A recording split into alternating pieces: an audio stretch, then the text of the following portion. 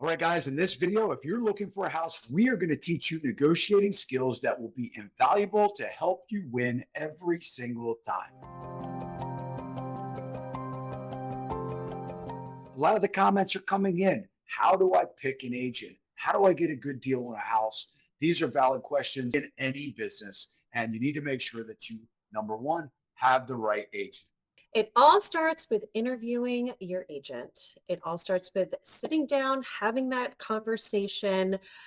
I prefer that these not be done through email and texting because you're really not going to get that personalized face to face. I understand it may be impossible to do face to face, but at the least, have a Zoom call.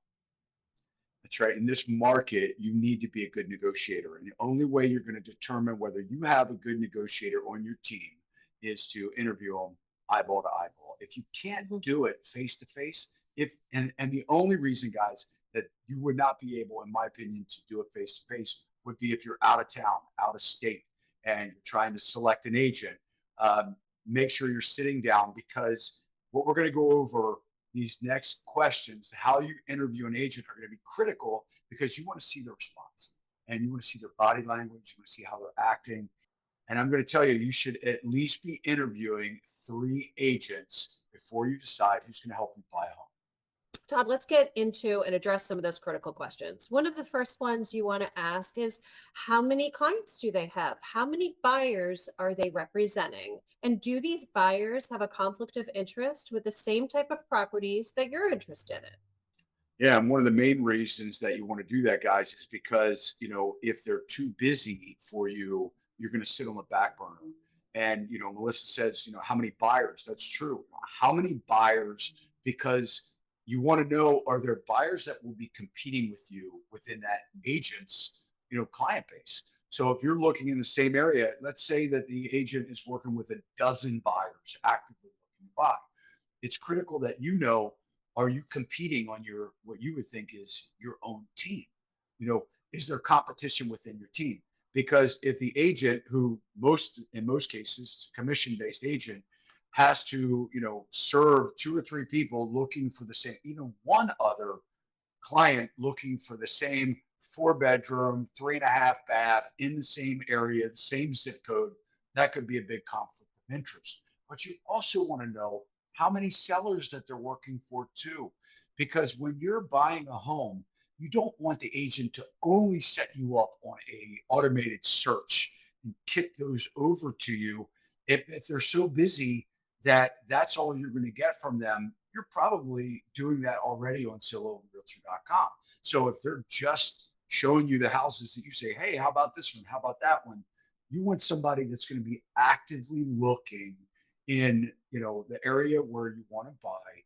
And maybe your price range is 350,000. Maybe now you should be taking it to 375 because sellers are starting to reduce prices. So we want to bump you up a little bit and make sure that you're getting a broader spectrum. And a lot of this, the real estate agent is just going to have to do some work and work for you. Speaking of having time, another important question is, are they a full-time agent? They are going to need to be accessible. You're going to need to talk to them. You can't really do that, or you're going to have difficulty if it's a part-time agent. Yeah, and this is the one that gets me in the most hot water with fellow agents. Why are you telling people that part-time agents, not to hire part-time agents? Guys, you can figure it out. I mean, this is the largest purchase you're probably ever going to make in your life. Do you want this to be a secondary job for, the person that is responsible for helping you to not only find a place, but get you the best deal? And the chances are, if they're a part-time agent, they're not doing a lot of activity. And we're not talking about the activity necessarily this year or in the last 2 years. You really need to find an agent that is active and that has closed transactions, help buyers buy houses in the last several months, because we've seen a Mhm. big change in the last 3 months. Negotiations have changed. If you're dealing with an agent right now that's still telling you that you need to pay over list price, that may be a red flag. If they're telling you things like waive your inspections, things like what we were seeing 6, 7, 9 months ago, they're not in touch with today's reality. Todd, how do they know if that agent that they chose is a good negotiator? No, I'm going to say this right now. And guys, it's not because I want you to, take the money from the agent, right? Take their commission check from them. But you may, just to find out how they defend their own money, because after all, we're talking about your money, just ask the question to them. Hey, we get into a situation. Would you credit part of your commission that you're earning back to us at the closing table to help us save money, help us get a good deal? Hey, that's a big question, right? How do they defend that question? Are they just saying, "Oh, I may be able to do that. Yeah, I could probably do that." Or are they saying all the reasons why they earn and deserve their commission check? You want to go straight, find out how they're going to defend your money, find out how they're going to defend their money. All right, guys, so you want to be a good negotiator? You got to be prepared. And that's right. So as part of preparation, you need to know, what are houses selling for in the neighborhood that you're looking. And, a lot of that, you have to kind of look at the history of the sold prices. You have to look at the activity of the house that's listed.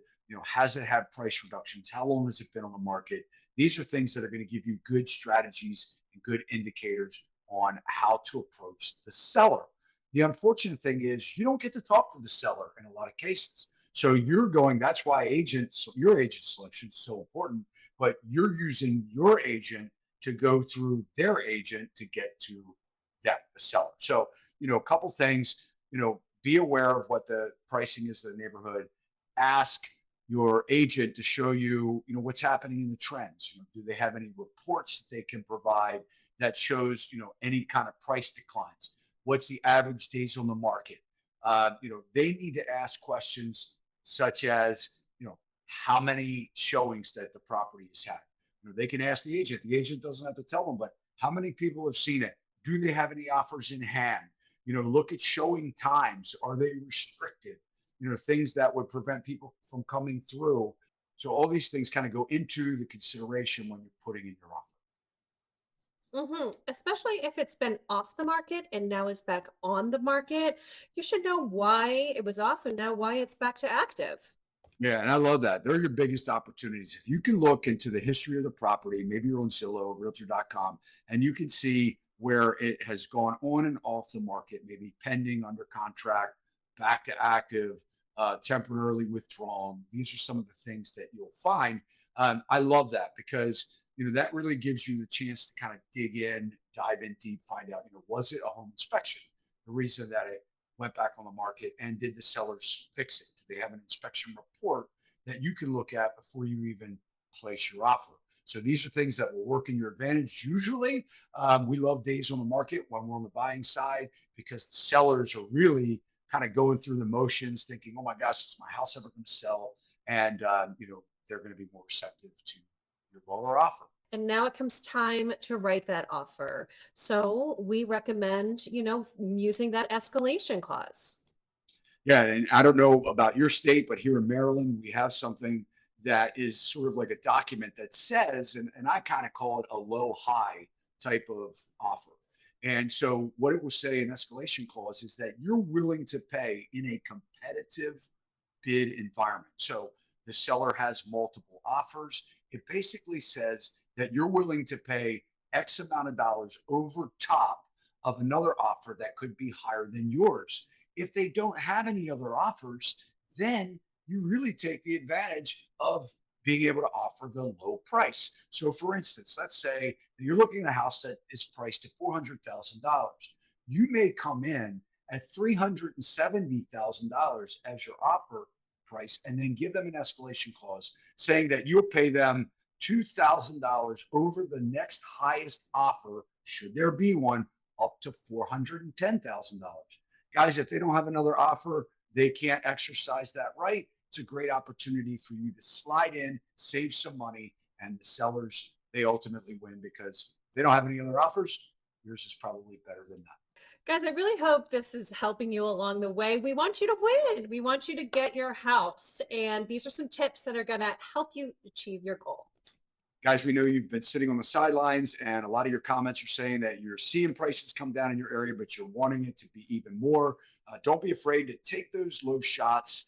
Find the right agent that's going to really try and help you put your needs in front of their own. And like Melissa said, we hope you got value. If you did, you can hit that thumbs up. It'll let Melissa and I know that you liked the video. Also, if you haven't already subscribed, you can do so now. Hit that alert bell. You'll know every time we upload content just like this.